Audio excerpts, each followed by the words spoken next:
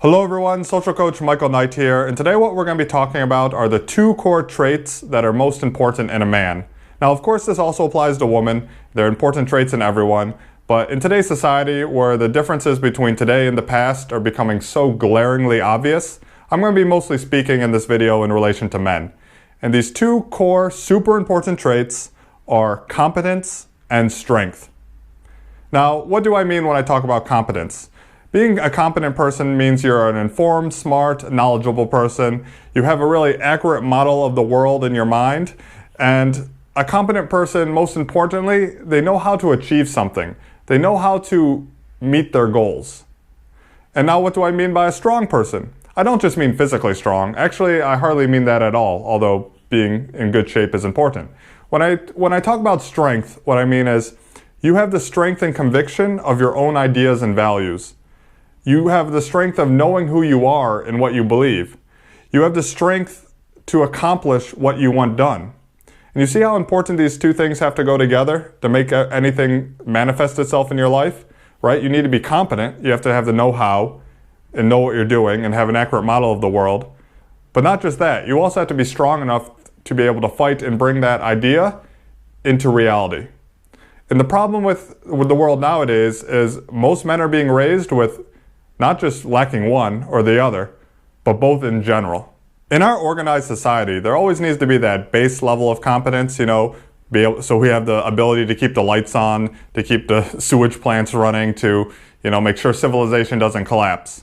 But when we keep this base level of confidence in the people who are intelligent enough and trained enough to do these type of jobs, we also want to keep them, with a weak enough demeanor that they can't use their minds to affect any change outside of the designated area where they've been assigned to work. In addition, don't confuse schooling or getting your education, like a college degree, with actually being a competent person. Like that famous Mark Twain quote goes, "I never let my schooling interfere with my education." A lot of times your so-called education is actually maybe pulling you further away from the truth and getting your mind focused on the wrong things. So make sure you learn to think for yourself. Organized society also likes to have people strong enough, to be soldiers, to fight the wars, or to be passionate and self-assured enough, yet ignorant, to be ideologues who just do their bidding and spread their approved dogma. These people must have the strength to perform their tasks, yet lack the competence to know what they're really doing. And again, this brings us back to what I said before. It's only when competency is combined with strength that a fully sovereign individual is born. People in power fear such individuals because such individuals have the ability not only to manifest change in their own personal lives, but also the world at large. And if you're in control and power and everything's going really well for you, you're just becoming stronger and richer, why would you want any change? So it's better not to grow any competition. Turn on the television. How often do you see smart, competent people being featured? A lot of times our leaders even come off looking like children. Now, I have my own theories about why this is happening that I'm about to get into, but I'd also like to hear yours if you have some, which you can leave in the comment section below. My thought is, ever since the fall of the Soviet Union, the Western world really just stopped investing in itself. And this is because the biggest external threat was seen to be defeated. Right? If you have a real existential risk, you think, to your civilization, what are we doing? Okay, we got to make sure we have better educated children. We need stronger leaders. We need to build a population where if things go down, we have a chance of winning. There's an external threat.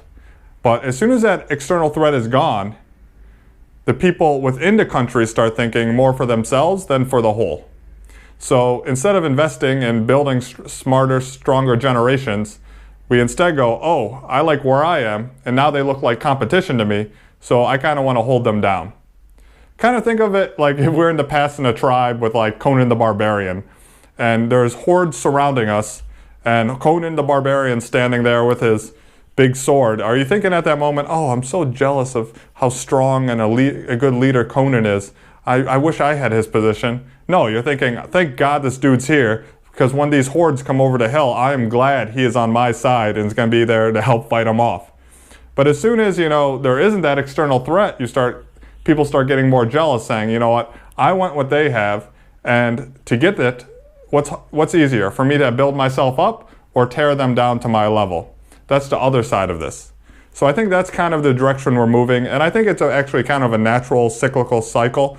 They always say, the thought is, good times make weak men make bad times make strong men, which then make good times again. And I think this is a cycle that we're currently seeing. The reason that we have so many frustrated and angry individuals in the world right now is because they feel powerless and unable to manifest the things that they desire into their life.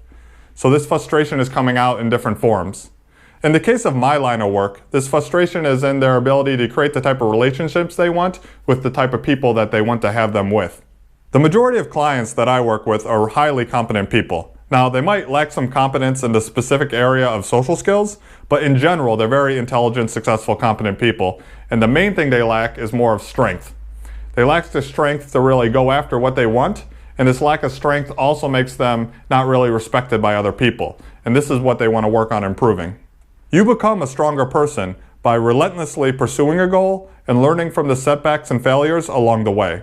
You become a more competent person by learning from true experts.